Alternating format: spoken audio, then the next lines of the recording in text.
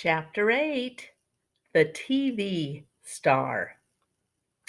Aunt Linda is my mother's sister. She lives in Boston. Last week she had a baby girl. So now I have a new cousin. My mother decided to fly to Boston to see Aunt Linda and the new baby. I'll only be gone for the weekend, my mother told me. I was sitting on her bed watching her pack. I know, I said. Daddy will take care of you and Fudge. I know, I said again. Are you sure you'll be all right? She asked me. Sure, why not? Will you help Daddy with Fudge? Sure. Mom, don't worry. I'm not worrying. It's just that Daddy is so, well, he doesn't know much about taking care of children. Then she closed her suitcase. We'll be fine, Mom, I said. I was really looking forward to the weekend. My father doesn't care about keeping things neat. He never examines me to see if I'm clean, and he lets me stay up late at night. Well, on Friday morning, all four of us rode down in the elevator to say goodbye to my mother. Henry looked at the suitcase. You going away, Mr. Hatcher? He asked. My mother answered, No, I am, Henry. My sister just had her first baby. I'm flying to Boston for the weekend to help out. New baby? Fudge said. Baby, baby, baby. Nobody paid any attention to him. Sometimes my brother just talks to hear the sound of his own voice. Have a nice visit, Mrs. Hatcher, Henry told my mother when we reached the lobby. Thank you, Henry, my mother said. Keep an eye on my family for me. Will do, Mrs. Hatcher, Henry said, giving my father a wink. Outside, my father hailed a taxi. He put the suitcase in first and held the door for my mother. When she was settled in the cab, my father said, Don't worry about us. We'll be just fine. Just fine, Mommy, Fudge yelled. Bye, Mom. See you Sunday, I said. My mom blew us kisses. Then her cab drove away. My father sighed while Fudge jumped up and down, calling, Bye, Mommy! Bye! Bye! Bye! I had no school that day. The teachers were at a special meeting, so my father said he'd take me and Fudge to the office. The office is in all glass. It's really a busy place. You never see people just sitting quietly at desks. Everyone's always rushing around. A person just could get lost in there. My father has a private office and his own secretary. Her name is Janet, and she's very pretty. I especially like her hair. It's thick and black. She has the longest eyelashes that I've ever seen. Once I heard my mother say, Janet must have to get up at the crack of dawn to put on her face. My father just laughed when my mother said it. Janet's seen me before, but this was her first meeting with Fudge. I was glad his hair was finally growing back. I explained right off about his teeth. He'll look a lot better when he's older, I said.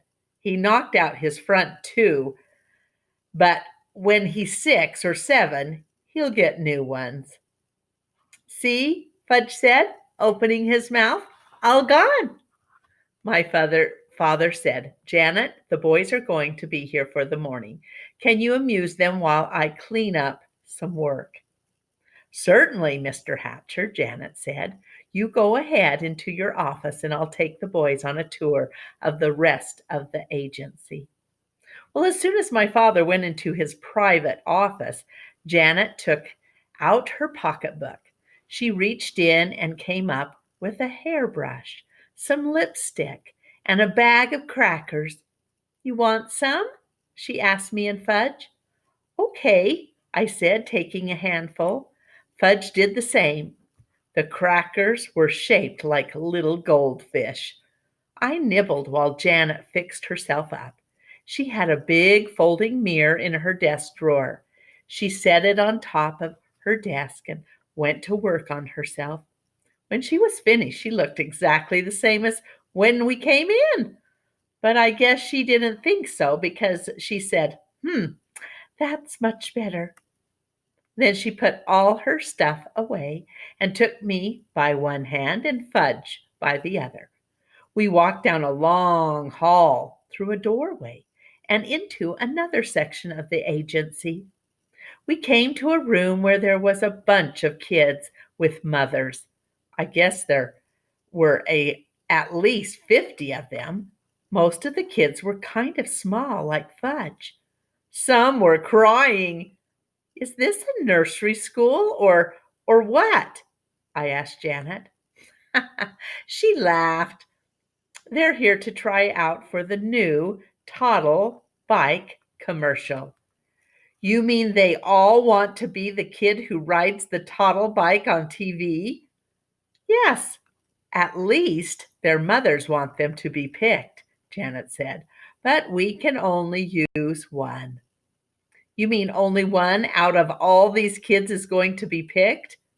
Yep, that's right, Janet said. Who picks them? I asked. Well, your father and Mr. Denberg are doing it. But of course, Mr. Vincent, the president of the Toddle Bike Company, has to approve. Just then the door opened and a secretary came out. Next, she called to the waiting kids. My Murray's next, a mother said. Oh, no, he's not, another mother called out. Sally is next. Ladies, please, you'll all have a turn, the secretary said. Murray got to be next. He was a little red-headed kid. He wasn't in the other room for 2 minutes when the door opened and a big man with a cigar in his mouth came out. No, no, no, he shouted. He's not the type at all. Murray was crying. His mother yelled at the big man, What do you know anyway? You wouldn't know a treasure if you found one. And she shook her fist at him. Well, Janet whispered to me, That's Mr. Vincent, the president of Toddle Bike. Mr. Vincent walked to the center of the room. He looked around at all the kids. When he looked over at us, he pointed and called, There he is. That's the kid I want. I thought he meant me. I got excited. I could just see myself on TV riding the Toddle bike. All my friends would turn on their sets and say, Hey, look, there's Peter. While I was thinking about what fun it would be, Mr. Vincent came over to us and grabbed Fudge. He lifted him up. Perfect, he cried. He's perfect. The mothers who were waiting packed up their kids and left right away. Mr. Vincent took off with Fudge in his arms. Janet chased him. She called, But Mr. Vincent, you don't understand. I ran after Janet. Mr. Vincent carried Fudge into the other room. He announced, I found him myself, the perfect kid to ride the Toddle bike in my new commercial.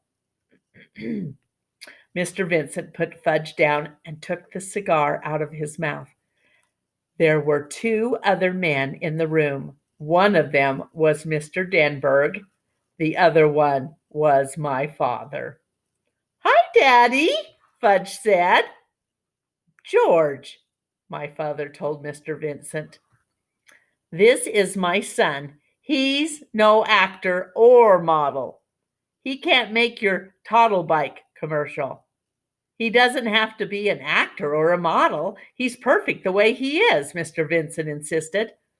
Now look, George, he went to make the best possible commercial. Or we want to make the best possible commercial for your company. But Fudge can't be the boy to ride the Toddle bike. Now you listen, Hatcher, Mr. Vincent raised his voice. I wondered why he called my father Hatcher, just like Mr. Yarby did. Mr. Vincent pointed to Fudge. Either that kid rides my toddle bike or I take my account to another advertising agency. It's that simple. My father looked at Mr. Denberg. It's your decision, Warren, Mr. Denberg told my father. I don't want to be the one to tell you what to do. My father picked up Fudge and held him on his lap. Would you like to ride the toddle bike, Fudge? It's just like the one you have at home. Why are you asking him? I said. What does he know about making commercials? My father acted like he'd forgotten I was even around. I'm thinking, Peter, he said. Please be quiet. Well, Hatcher, Mr. Vincent said, what'll it be? This kid of yours, or do I move to another agency?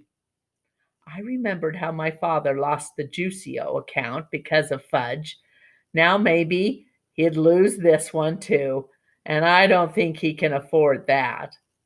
Finally, my father said, All right, George, you can use him. On one condition, though. What's that, Hatcher? Mr. Vincent asked. The commercial has to be made this afternoon. After today, my son Fudge won't be available. That's fine with me, Hatcher, Mr. Vincent said. Is he going to get paid? I asked my father. I'll worry about that, Peter, my father said. That probably meant yes. He'd be paid and have lots of money in the bank. I'd have nothing. And someday I'd have to borrow from him. No, wait a minute. Never. I'll never borrow money from Fudge. I'll starve first. Can I at least watch when you make the commercial? I asked. Certainly, my father said. You can watch the whole thing. I turned to Mr. Denberg. Will Fudge be famous? I asked. No, not famous, but a lot of people will think he looks familiar, Mr. Denberg said. I turned to Mr. Vincent. Do you know he has no front top teeth? That's part of his charm, Mr. Vincent said. And he cut off all of his hair 2 months ago. Well, he looks fine now, Mr. Vincent said. And he can't even talk in long sentences yet, I told everyone in the room. He doesn't have to say a word, Mr. Vincent told me. I couldn't think of any other reason why Mr. Vincent shouldn't use Fudge in his toddle bike commercial. It was settled. Soon Fudge would be a famous television star, and I would be plain old Peter Hatcher, 4th grade nothing. Let's begin right after lunch, Mr. Denberg said. We should get it filmed in about 2 hours. While my father and Mr. Denberg worked out all the arrangements, I asked Janet where the men's room was. She walked me to it. I told her thank you and that she didn't have to wait. I'd find my own way back. When I was safely inside, I looked at myself in the mirror. I wish Fudge had never been born, I thought. Everything good always happens to him. If he had to be born, I wish he could be 9 or 10 like me. Then Mr. Vincent wouldn't want him to be the one to ride the toddle bike in his commercial. Janet sent down to the coffee shop for some sandwiches and drinks. After we ate, we all walked to another section of the agency where the cameras were set up. A make-believe street scene was the background. The toddle bike was shiny red. My father told Fudge all he had to do was ride it around. Fudge liked that. He zoomed all over the place. Vroom, vroom, vroom, he called. My father, Mr. Vincent, and Janet sat on folding chairs and watched the action. I sat on the floor at my father's side. Mr. Denberg was the director. He said, Okay, Fudge, we're ready to begin now. You ride the toddle bike where I tell you, and I'll take a picture of you doing it. All right? No, Fudge said. What does he mean, Hatcher? Mr. Vincent asked. Why did he say no? My father groaned. Look, George, using Fudge was your idea, not mine. Mr. Denberg tried again. Okay, Fudge, this is it. The cameraman said, Start riding this way. Ready, set, go. Fudge, he sat there on the toddle bike, but he wouldn't pedal. Come on, kid, let's go, the cameraman called. No, don't want to, Fudge answered. What's with this kid, Mr. Hatcher? The cameraman asked. Fudge, my father said. Do what the nice man tells you to do. No, don't have to, Janet whispered to my father. How about some cookies, Mr. Hatcher? Good idea, Janet, my father told her. I have some Oreos right here, she said, patting her pocketbook. Shall I give them to him? One at a time, my father said. Janet walked across the room to Fudge. He was still sitting on the toddle bike. If you do what the nice man says, we can have a cookie, Janet told him. Show me, Fudge said. Janet held up a box of Oreos. She was really well prepared, I thought. She must eat all day long, what with the crackers shaped like goldfish and a whole box of Oreos, too. I wondered what else she had in that pocketbook. Give me, Fudge said. Janet held up one cookie. Fudge reached for it, but Janet didn't let him get it. If you do what the nice man says, you can have an Oreo. Maybe even 2 or 3 Oreos. First cookie, Fudge said. First do what the nice man says, Janet told him. No, first cookie. Give him one, Janet, Mr. Denberg called. We haven't got all day to fool around. Janet gave Fudge one Oreo. He ate it up. Okay, kid, all ready now, the cameraman said. You ride over to me. Fudge didn't do it. Mr. Vincent was losing his patience.